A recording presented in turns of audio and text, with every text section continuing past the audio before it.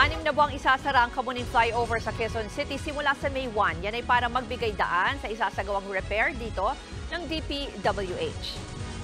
Live mula sa EDSA Kamuning, nasa frontline ng balitang yan si Gerard de la Peña. Gerard, ano ba yung mga repair na gagawin dyan sa flyover?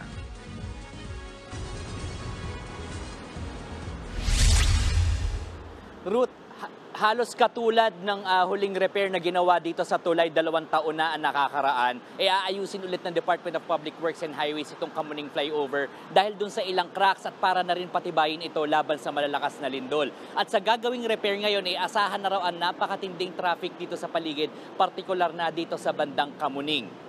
Sabi ng MMDA at ng DPWH, magsisimula na ang paghahanda para sa nasabing repair sa April 25. Kalahating lane lang naman ang isasara sa flyover pero yung kalahati ilalaan para sa ruta ng EDSA bus carousel.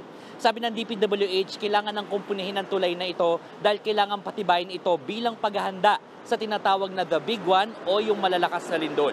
Matatanda ang noong 2022 ay isinara ito ng 1 buwan para naman kumpunuhin ang isang butas sa isang bahagi ng tulay.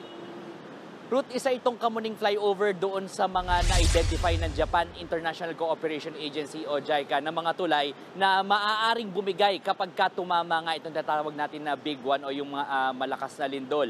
Ito namang northbound side itong Kamuning Flyover, hindi naman daw urgent o agaran yung pagpapagawa nito dahil bukod sa walang pondo, hindi raw pwedeng magkasabay ang pagpapagawa nito dahil sa epekto nito sa traffic.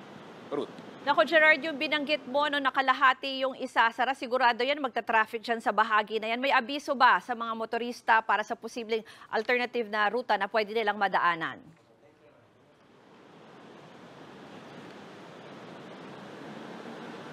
Tama, Ruth, ngayong araw ay magsisimula ng magpaskil ang mga otoridad ng mga guide doon sa mga motorista na laging dumadaan dito para makasanayan nila ngayon pa lang yung mga alternate routes sa pwede nilang daanan.